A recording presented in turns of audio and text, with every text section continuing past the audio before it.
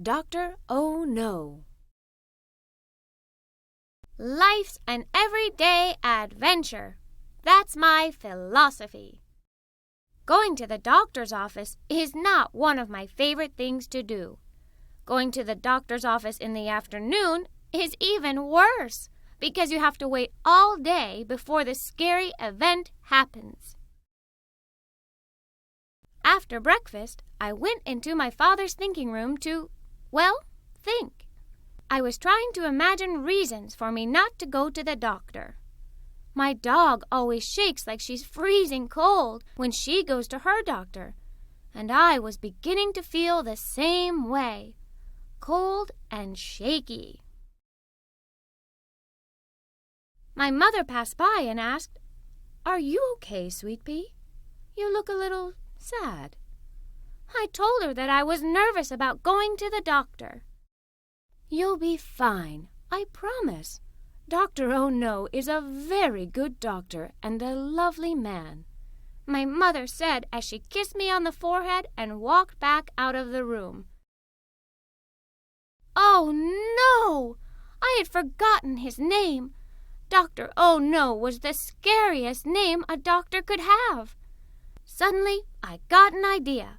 I ran to the couch, grabbed a blanket, and lay down. I waited for my mother to pass by again, hoping she would notice me. Just as I had hoped, my mother walked by. "Are you tired, Sweet Molly?" she asked. I coughed and let out a very quiet and scratchy, "No, just sick, very sick, sore throat, can barely speak, too sick to go to the doctor." My mother giggled a little as she sat next to me. "Sweet Pea, there's no reason to be scared. The doctor is there to keep you healthy. I have an idea. Why don't we leave a bit early and get an ice cream before the appointment?" I tore off the blanket, smiled, and said, "All better. Let's go." My mother and I were having such a fun afternoon chatting and eating ice cream that I almost forgot about the doctor's visit. Then, as we walked through the office door, I noticed something. I wasn't shaking. It was my toes tingling in my moccasins. Before I knew it, we were whisked back to a room and a nurse began measuring and weighing me. It all happened so fast, there was no time to be scared. Then we waited.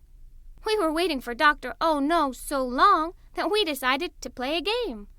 We had to name something in the room that began with each letter of the alphabet.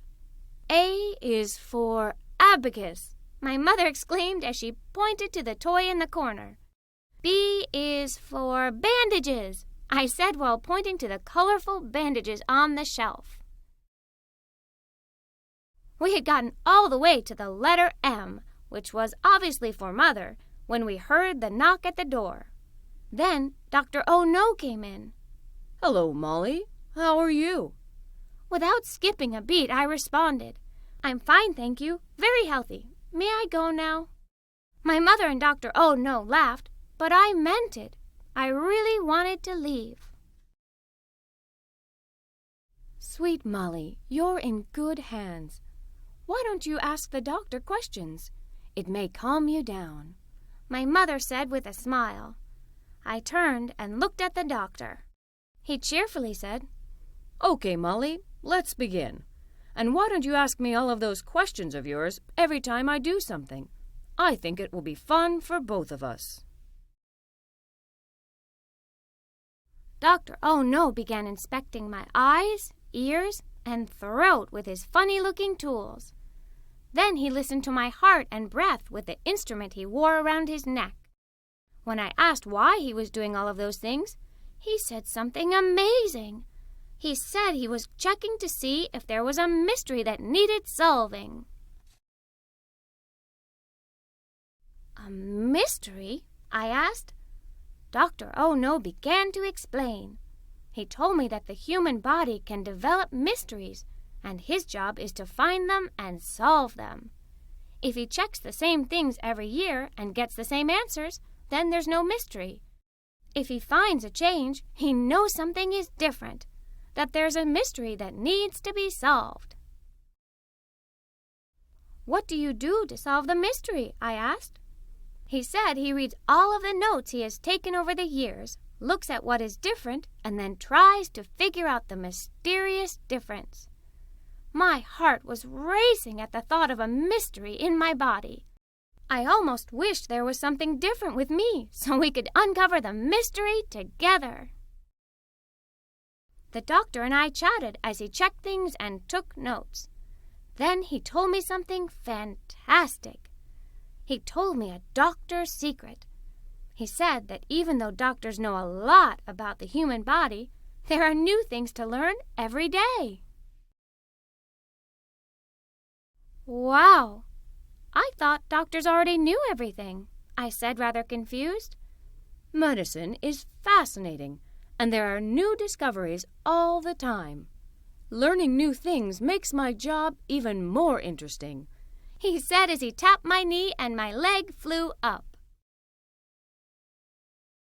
Suddenly, a nurse popped in and spoke with the doctor in a language I didn't understand. Then another nurse came in and spoke to him in even another language. Wow! How many languages do you know? I asked, amazed. Well, another thing I love about being a doctor is helping people. The more languages I know, the more people I can help. So far, I speak 4 languages, but I'm working on another one, he said as he finished examining me. Molly is in excellent health, he confidently stated. I was so happy with all of the new information I had about doctors and human mysteries that I decided to give the doctor a new name. If it's all right with you, Doctor, I think I will now call you Dr. OK. We all laughed, and Dr. Oh No said it was a great idea. Before today, I was scared of going to the doctor's office, but now I know it's a place full of cool information and lots of mysteries. Molly Moccasins, everyday adventurer.